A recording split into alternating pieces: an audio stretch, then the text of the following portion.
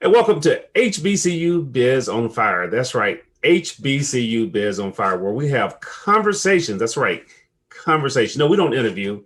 We have conversations with entrepreneurs, pathfinders, and innovators.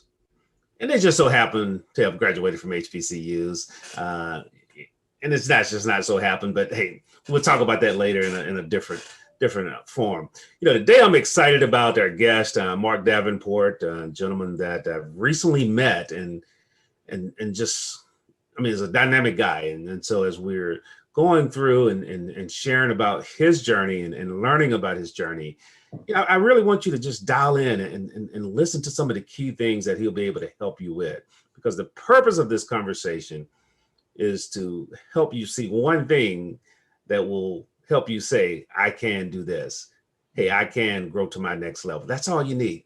If you just keep doing that, great things will happen. So I want to welcome Marc Davenport, a Norfolk State. That's right, a Spartan. I mean, gosh, man. I mean, how many people can say they're a real Spartan, Marc, how you doing today, man? I'm good. And let me just start by saying that I'm honored to spend time with you, and I appreciate the invitation. And I respect the love that you have for HBCUs. No, man, it's been entrenched in me, and so let's jump right into it, man. Norfolk State, North Virginia. Guy came from Brooklyn,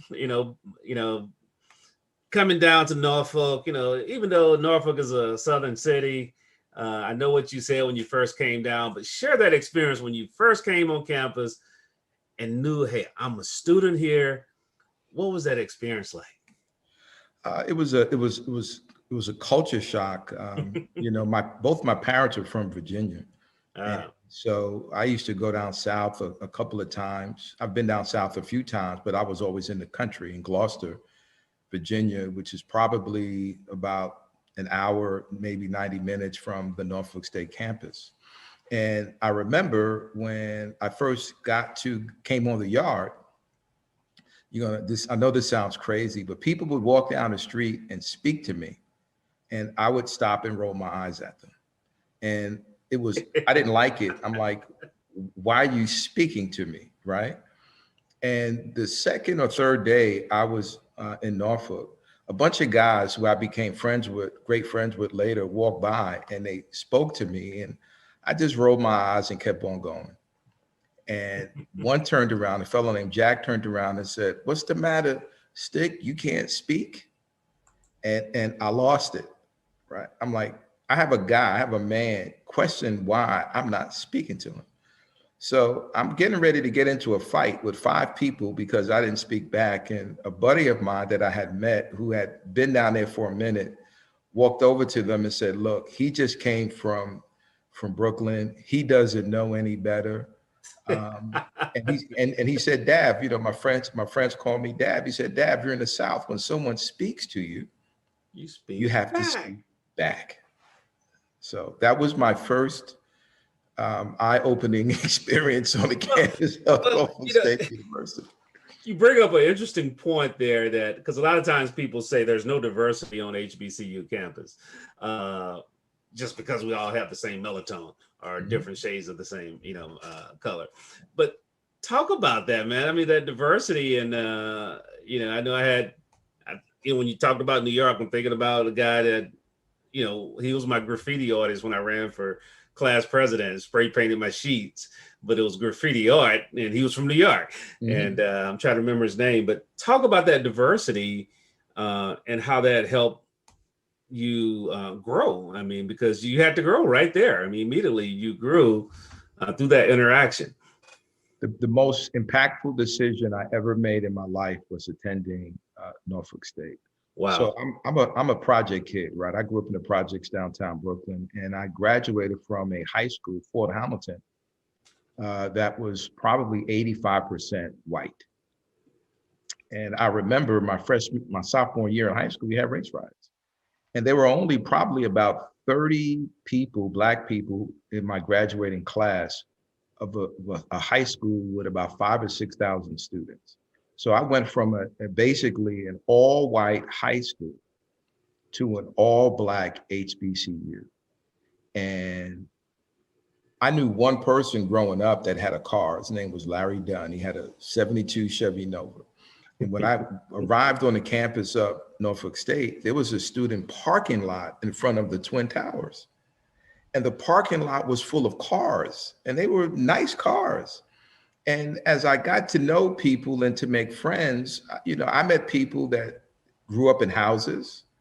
Their parents and their grandparents might have been college graduates. They had cars. And, I didn't realize until I arrived on the campus of Norfolk State that I truly came from humble beginnings, because everyone that I knew in terms of their economic status was either where I was, a notch below, or maybe a tad bit higher. So Norfolk State opened my eyes to the fact that there was a large and well-to-do, not just Black middle class, but an upper middle class. And I loved it.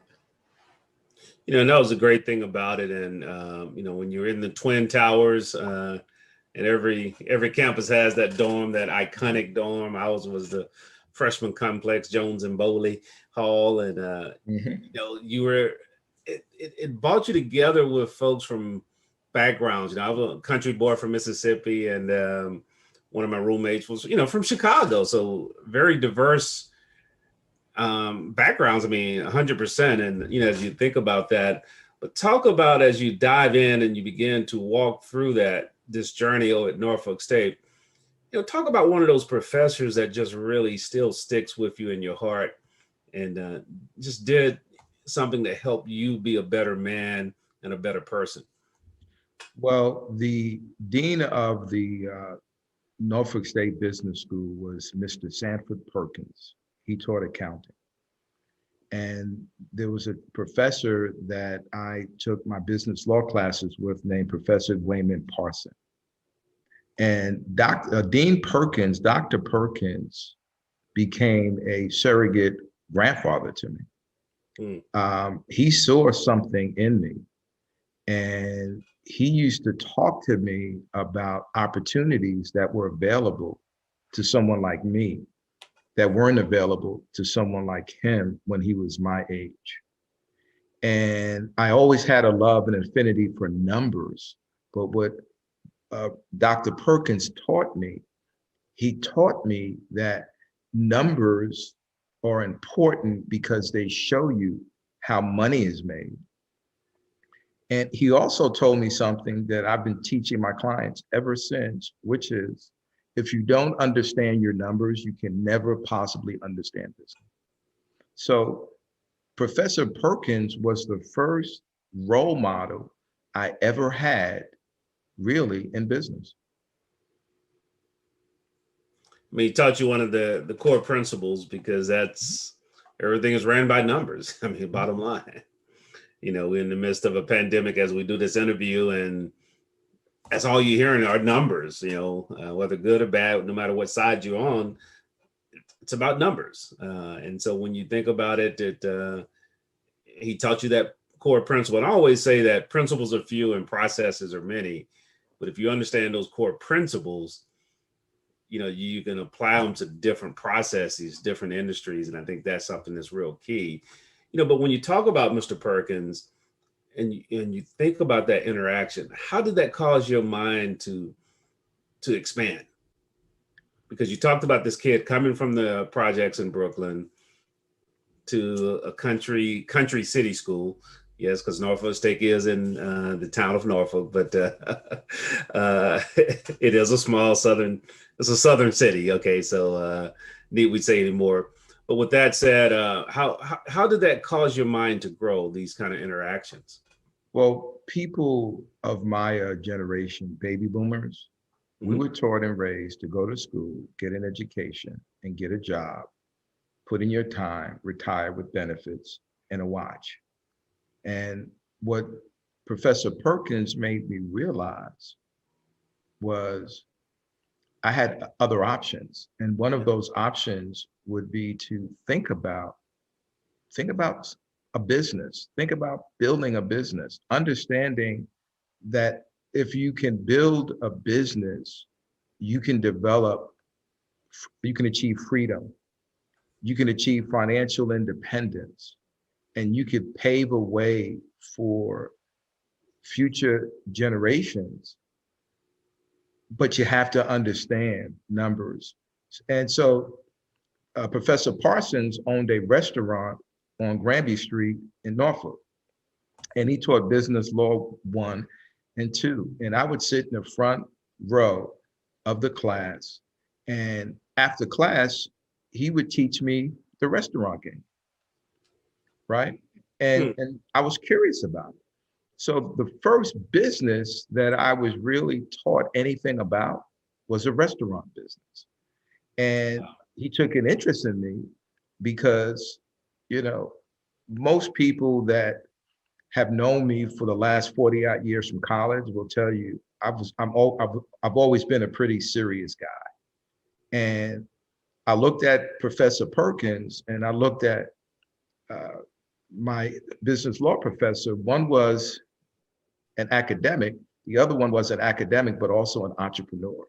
And Right. Mr. Parsons' model really appealed to me because he was doing more than one thing. Well, you know, the other thing I think is that he gave a sense of credibility because he could teach you the principle, but he can show you the application. I mean, And he was street smart, which I loved. he was what now? Which I loved. Boy, he had the gift of gab. He was good. He was good. You know, when you say that and you think about that whole power of mentoring, you know, if you would just dive a little deeper at a couple other instances, because you know, and it has not failed me yet. When I look at successful people, you know, there's a transition. Hey, I come in as this raw freshman, bright eyes, depending on the era. I know my era was, we had the penny loafers, you know, you put a dime in it to say you were really shining in the penny loafer. So you may remember those. I had a pair. Okay. Quarter van in black. I had them, but I had pennies. I couldn't afford a dime. You know, you scrounge and put a dime in it just sometimes to do that. But then as you kept progressing, there was somebody that always, as I say, put that hand around you, and sometimes had to hold you tight just so they can get your attention. But then as you begin to progress through those junior, senior years, talk about that sense of pride that you were beginning to feel because you were accomplishing and you were, you know, moving, you pledged, you started doing other things. Now you become the man, or you become that person on campus as you found your own groove. Well, you know, it's interesting, but it's important for me to take a step back for a second. I never had a black male teacher. Never had a black teacher until I got to college. Wow. Never. So just being in the hallway and being exposed to that was just amazing. So when I pledged, my dad died a couple of weeks after I pledged, and I had no intention of coming back to school because I was concerned about my mom. And I got calls. I had professors who were actually calling the house to check on me and to make sure that I was coming back. And when I came back and I got involved into my fraternity and I got involved in some leadership positions around the campus, you know, I can probably think of about 6 to 10 grad brothers who, I don't know what they saw, but they saw something in me. Yeah. Right. I remember one of my professors gave me a journal, and he said, you know, he encouraged me to write down my thoughts and my feelings and my plans, because not only did I lose my father, but I lost my mother when I was in college. And I had the first of 3 knee procedures when I was in college. And I broke my hand and my arm while I was on my motorcycle. So I had 4 events that happened to me when I was in college that really, really rocked me. And I don't know what my life would have looked like if I had not been embraced by the male professors and men that saw something in me and were grooming me. There was a building on campus named Brown Hall, and he's named after an outfield. and his W.C. Brown Hall, George Brown Hall, and his son was a very revered, very respected alpha man in the Tidewater area. Him and brother Willie Sutton, and they used to hold me to a standard. They used to check on me, and they used to talk to me. We had a brother named Charles Jennings who was a medical student at Meharry College. I had a brother named, there was just a lot of people who would monitor me and ask me. They would ask about my grades. They would ask about how I was doing. They would ask if I had any money. They were asking what I was thinking about doing after college, because I wanted to go to law school. But because of the events that happened, that didn't make sense. So I had a lot of people that showed great interest in what the next phase of my life was going to be. And because I lost both of my parents, I think they helped fill the void that I had in my life. So I had people that I could talk to, and I had people who I could talk to that would respect the privacy of the subject matter. But I had a lot of people asking me, what did I plan on doing? And I was sort of steered into business. I was sort of steered into business because people thought I had an aptitude for that. I don't know. That's the thing about it is people see things in you that you don't see in yourself. Exactly. And but what you just shared there to me really talks about that extended family that we've always had in the Black community, but that extended family is prevalent at HBCUs. I mean, to this day, I know having a store here during normal times, my wife always would ask me, okay, who are our kids this semester? Because I would have 2 or 3 students working at the store, and out of the 3, one would, you need more attention or just become closer, and just from whatever. And sometimes you're taking them, they come to your house to do this, or you're taking them to the airport, or just say, hey, let's go have lunch or dinner. Kind of like these gentlemen that put their arms around you and say, hey, Mark, we're not going to let you fail, man. We're here for you. Life threw you a curveball, but hey, we got your back. And to me, that is what HBCU is about. As we get ready to go to break here, we're going to come back and just really just talk about how Mark has soared since HBCU days, how Mark took those lessons and all that great nurturing and used that as a solid foundation to move forward with, because that's really what HBCU is about. It's a launch pad. you're gonna get pushed out of the nest now. You can't be a career student. Believe it or not, we do graduate. Okay, people graduate from HBCUs. But hey, so we're gonna take a short break, and we got a couple messages from some of our sponsors, and we'll be right back on HBCU Biz Radio, where it's HBCU Biz on Fire. Hey, welcome back to HBCU Biz on Fire. Hey, this is Howard. I'm here with Marc Davenport. He's one of he checks several of these boxes because, on HBCU Biz on Fire, guess what? We're talking to entrepreneurs, pathfinders, and innovators. So I love it when I get those guys and ladies that check more than one box, okay? And that's what we try to do. But more importantly is, as we have a conversation, now I want you to listen in and to learn from their journey and ask, what can I utilize to help myself move to the next level?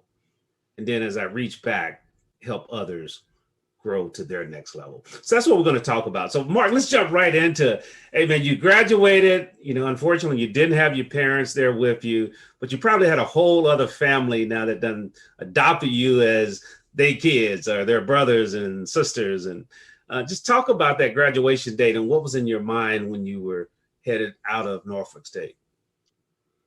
It was bittersweet because my parents, that was an experience that they would not be a part of. Yeah.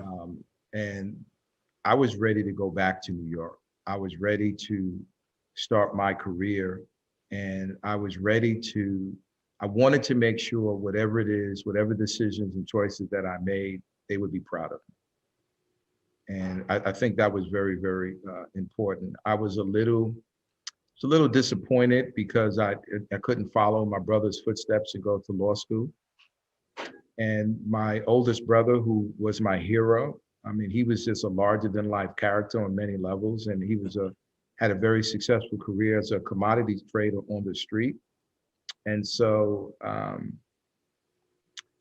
I went to work on Wall Street as a financial advisor, took a bunch of exams, and was with Prudential Securities, and didn't know a soul or anyone with any money, right? Project kid. And if you're new in the business, you have a quota of assets under management that you have to bring in. Mm-hmm. And so I was responsible for bringing in $10 million in my first year to keep the job. And I didn't have a clue. So I went to my brother for advice, and he said, wealthy people buy municipal bonds. So learn everything you could about municipal bonds, become the bond king. And he told me something that became a foundational piece for my personal business philosophy, which is your income reflects the clientele that you service. Break that down a little bit, because I think that's something that transfers over to, consulting businesses, which a lot of our audience are consultants and coaches. Break that down a little bit, if you would, Mark. Well, I coach a lot of people, and one of the biggest challenges that neophytes in business have is they come to market with products and services that are not reflective of the value that they bring to the marketplace. And so what they do is they make decisions based on fear as opposed to market research and data. So instead of polling the audience or polling potential prospective clients, they make a decision that, well, I can only sell this at this price because if I really sold it for what I believed it was worth, no one would buy from it. So there's a lot of negative self-talk. And so first and foremost, people should be really mindful and careful about what they say when they talk to themselves, because Howard, your subconscious is that powerful. You become what you think you are. And so a lot of people find themselves doing a lot of work, giving a lot of value, but not being able to make it because the pricing that they put in place is not sufficient enough to generate a profit. So the fundamental reason why you start a business is to generate a profit. And without profits, you don't have a business. Yeah, one of my favorite books over the last 4 or 5 years now 4 years, is Profit First. There you go. Great book. Great book. Great book, great principle. And as you talk about that value, so as you became the municipal bond, and I want to say that because some people, when they think bonds, they think the negative side of it. But as you grew through that, and this guy that had to build a network of people, earn that trust in order just to stay in the job. What did that do for you? Now that you've moved over and you're helping other business owners grow their business, what is it that you took from there that you can walk out and help someone else tomorrow? With a desk and a phone, you can accomplish anything, as long as you're not afraid to pick it up and talk to people. With a desk and a phone. And I can't tell you how many of my friends and colleagues launched and still run multi-million-dollar businesses that they started from cold call. Number one. Number two, confidence comes from winning. So people that I've learned, that I've met, the most successful people that I know are the most secure people that I know. And confidence comes with winning. And so when you talk to people and their eyes are lowered and their body posture is suspect, it's because they're not communicating or speaking from a position of power, confidence, or strength. So there's really only two types of people: people who believe they can and people who don't. Did I answer your question? No, you gave me some great stuff, because that is really what walks out there. And then, as you work as a coach and with your clients, how do you help them transfer what you just shared? How do you help them own that process? Because it's one thing to say, okay, yeah, mindset makes a difference, but how do I implement this and how do I overcome the no's? Because you're going to have that desk and phone, but there's going to be a lot of no's. Well, you know what? Mindset is being talked about so much, it's become almost a cliche. Yeah. To me, execution is more important than mindset, right? You can say you're going to do something and people talk about it all the time, but execution is important. And one of the things that I've learned is because I've made a lot of cold calls in my life, a lot more than most. And one of the things that I've learned is understand the most valuable commodity you have is your time. I don't spend time talking to people who really aren't that interested in talking to me.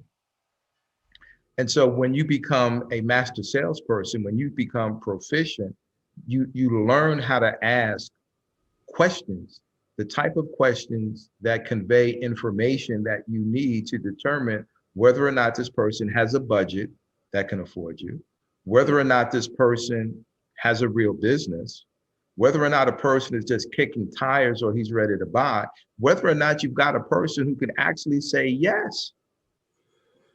Because oftentimes people spend a lot of time with people who can't say yes, they can only say no. So one of the things that I've learned is to value my time by making sure that I'm having conversations and engaging with people who have an interest in learning how I can help them. Then it's up to me to determine, it's up to my skills, et cetera, to convert that person to a client. No, definitely. And because if the interest's not there, then it's almost like dating. Uh, I'm married now, but hey, if a young lady, if I hollered at you, as we used to say in the day, and you didn't have interest, I'm fine with that. Okay. I mean, hey, we wasn't for each other, but I'm okay with that. As you move forward here, Mark, talk about your latest venture here, because it was something that just really intrigued me in what you're doing and as it relates to helping Black and brown businesses get into this tech arena and specifically, but really understanding the being, as I coined it a little bit, being capital VC ready. How do you get VC ready? Well, you know what? Young folks out here have opportunities to do things that people like you and I never even dreamed about 20, 30 years ago. So I've recently became a consultant with the Brown Venture Group, which is a venture studio, venture capital firm headquartered out of Minneapolis, Minnesota. And one of the principals I've known for a very, very long time. And I wanted to align myself with them because their mission is very simple.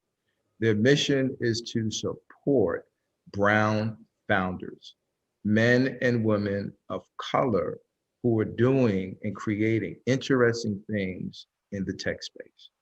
So what we want to do is we want to not only invest in them, and provide them with the capital they need to scale, to come to market, to build a prototype, et cetera. But we want to make sure that we equip them with the skills and expertise and systems necessary to put them on a road to success. And so we are in the process right now raising our first fund. And when that fund closes out, we're going to begin to invest in the best and brightest founders of color that we can find. And so we're very, very excited about it. Explain to a listener how that process works, because people hear about VC funds and venture capitalists. One is you saying closing out. Explain that briefly, and then the second part is what does a conversation as a startup or as an entity that's looking for VC funding? What does that conversation look like? Well, the fundamental difference between a VC and a private equity is a person who invests in private equity is going to buy controlling interest in an existing company, not a startup. So a private equity firm does not invest in a startup. Gotcha. Right. So for example, Michael Dell's company was acquired by a private equity firm. Right. And a venture capitalist is going to invest in a startup. And ideally, we want to identify and support and fund the next unicorn. And a unicorn is a startup we believe has the potential to develop to have $1 billion market valuation, right? And so we consider a company like that a unicorn. So Ring, the company that makes the security devices, they were a unicorn, and they were acquired actually by Amazon for maybe $1.4 billion back in 2018. So Right. what we want to do is, there are a lot of very smart people out there who have ideas. Okay. We want people who have an idea, but can build a business around the idea, around their business plan to execute, come to market, and make money doing that. And so I have someone that I'm working with right now, for example, and he's got a company called Finance Us. He's coming to market this month, and he's going to disrupt the predatory loan industry. Hmm. And a piece of advice I gave him was, he wanted to hire someone to build his app for him. And I told him, I want you to build your own app. He's got a very strong tech background. And the reason why I wanted him to build his own app, number one, because it would prove that he's a great custodian of his private capital, meaning that's money, instead of spending or paying someone to build something for him, he could do it himself. But number two, when he builds this app out, it's going to be a heck of a journey. It's going to be stressful. It's going to be painful. He's going to doubt himself. He's going to have highs and lows. But when he gets through it, he could stand in front of Brown Ventures. He can stand in front of a group of investors and tell an amazing story, because he knows the minute details Yeah. of his business from the inside out. So have an idea, put a business plan together, make sure that you can stand in front of someone like me or someone like you with all the confidence in the world and talk about how you're going to execute this business model. And you know what? Just think Shark Tank. The only difference is, maybe, maybe we'll be a little kinder, and we're not worth the kind of money, obviously, that those guys are worth. But you have to be able to convince the other side that you can do everything you said you can do and execute it at a very high level. And there's a demand, a real demand and appetite for what you built. I think you said two things there, and I mean, you basically gave a brief lesson on VC, and is being able to execute, number one, and make sure there's a demand, for what you're doing, and quantifying those things. And then that third thing, I love what you did with the young man or the young person that build your own app. Sometimes you got to feel the pain of the growth versus outsourcing the pain. When you feel the pain, it's a different piece. But when you outsource it, you really don't have a full appreciation for all parts of it. And that's really what you were saying to him in a way that it. And so I challenge any, young entrepreneur, any business owner that's looking to grow to the next level, start a new venture, is experience the pain, because you're going to learn through that pain. You're going to learn through that pain. And so I challenge you to do that. So, Marc, how can people connect with you as we get ready to wrap up here? How can people connect with you? I'm easy to find. You can find me on LinkedIn, RMI Capital. You can find me on Facebook, RMI Capital LLC. You could Google me, RMI Capital. I think across social media, I probably have 100 plus 5-star reviews. So, I've been around, I've got a lot of gray hair and I don't have much hair left, but I've been around long enough to establish a big enough footprint where if you just type in Marc with a C, Davenport, or RMI Capital, you'll find me. That's right. That's Marc Davenport. That's Mark with the C now, capital. The C stands for capital. For those of you old enough to know Fred G. Sanford, this is Marc Davenport with the C, and that's for capital. And you can, connect with them at our RMI Capital, correct? RMI Capital. RMIcapital.com, LinkedIn, RMI Capital, Instagram, RMI Capital. And one of the things, Harold, that I really instill in my clients is whatever name you decide to call your business, make sure it's easy for people to find, because the marketplace isn't going to jump through a lot of hoops. They're not going to put in a lot of extra work to find you. So whatever it is you choose, make sure it's not long, it's easy to pronounce, easy to spell, easy to type, and you become easy to find. Hey, you want to make sure of that, and if you can keep it under 10, that's you're doing great. 10 letters. RMI Capital. Yeah, that's it.